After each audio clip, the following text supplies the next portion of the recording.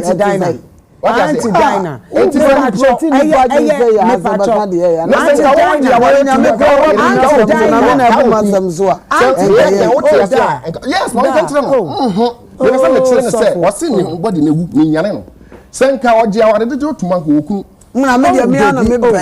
Me ana me pe wunti wo se ukra ba me pe oda obama me pe etwa so wa so mo se me do ya na so ma bo fofo na me say me dey aware e na me ware o ba se wo me da bi me aware anti-diner da saf da pacho awo bunya e say ka cho me bi anti-diner me pacho me me so da bi da me wo so papa me me wo so ai ti me wo so papa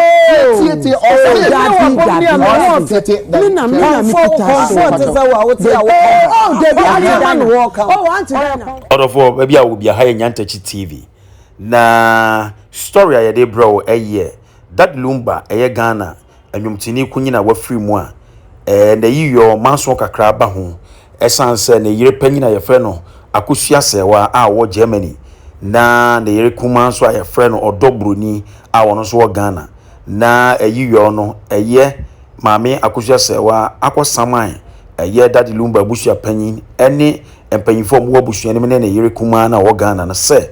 Remuno on any ordinance marriage and the quan say court to ma Ketwana Baby Yukuna na court to money didn't say or no and a year the legitimate wife of Lumba obey me a year widow and obey me a year kunani and on a UTV4 program a more year evangelist and Asamoah any soft be aquatna so mommy no dia bweni na enyasem ketwa mama yenko na yenko share video number say untina me se me masrenya me because adie bi wo ho no mo a wo no nkomu a na me dia me nkomu nkomu aware enu ti na o kire mu no bada bi o kire mienu no enya ne ba nye we court de no wo kire mu afan ba esa de odi be wuram se ba bro say de ayi what they saying je da de aso o ye ni twabutu no na wo de wo twa me dan no senka wo wie enya mani wie ma bi esa nkola tie afenenya me samo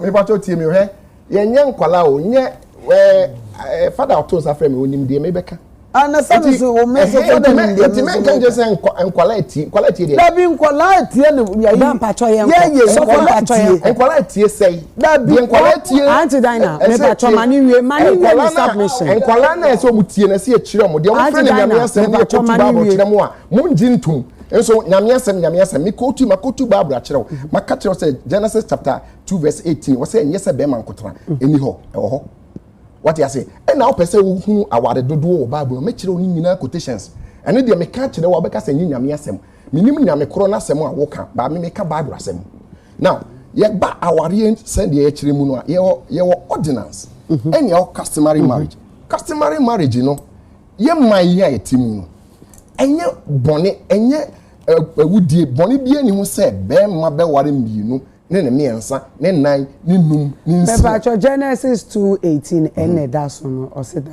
the Lord God said it is not good for a man to be alone. Yes iti bema se wo enne uti ha na se wo yere ti aburuchiri no abetena Ghana ha wo se enye se nkwan wotena nti ka wo se ni kun eza se wonya oba tena ka ho wuti ase ka wo se oba ne ba betina lu ba oba ntimi ama me ka ne ho a still ese wonya oba hye na name. Wow. Yes. Because you know it. Wow. The entire market means. Oh yes. Yes. Now open that. Mami gift. Obi o ha Bible no. Dan ko wi ya na ade na o me pacha. Obesai me pacha mo nwie. David me so David ma sofo mpacho kasa wie.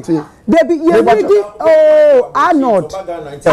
Anya so no kwanta so papa kan. Enye ye widi mama ye ti opening oh see anti-diner pacho mani wio me pacho say ya na mudi ni say ya na ye say ya eni say asemu na waka kire no ade nte wan use say enye say oba ko atena tie nie I didn't know when you say and yes oba nko atena na we used to bear ma say yes nko atena bear ma ohia boafo all the time dey ohia oba ama wa ya boafo yes we na bra na wote aye oyere correct anything aware dodo ho anything David aware dodo ho yeah David ware 18 nti that is so yes so for betumi aware 2 3 na dai na so to yes so na so mo ba bo aso for mo ho nyina mo yere no do so asofo ni bebi na so for be na see David what say Acts chapter 2 verse 25 what say mama nka David ho asem mam pefe say ye ja David wo wu ne yesi no ono na ho kronkron ahye ne ma na so David na yere no 18 nti wan so for be na chen za David no mama ansem na ye ka no ebire na etia yenya semi ba semi ba bekire ba mu aware a but this year you know me kire wo say ba me say o ma wa tia me meka de chance a kire wo o me dia nga me say na wu na da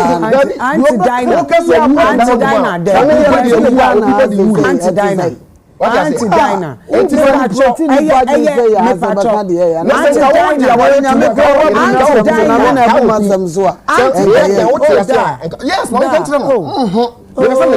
what's in your body?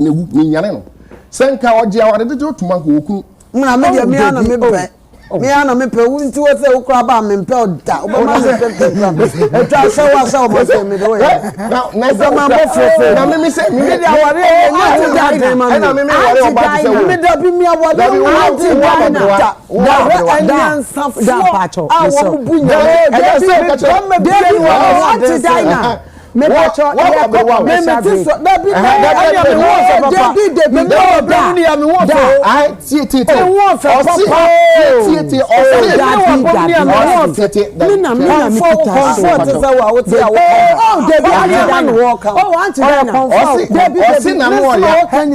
hello abusu no biate yes onim de o debi amre wa bre ya me wa fa ya ye tu de nyame ya debi na ga me wa anti-diner me wa bre me ni anti-diner oni wonu ani serious na me wa bre me kwa me ya program no daddy me pacho fa wani wie na ye mfiri wo wa me so anti-diner somewhere anti-diner system ka we oh ba say program no why not you say program Bible say tell you we ya eni baba ya busu sam ka oh anti-diner me pacho me sell me pacho debi eyo no no wo kasa me sell owo kwan so o kire na adwene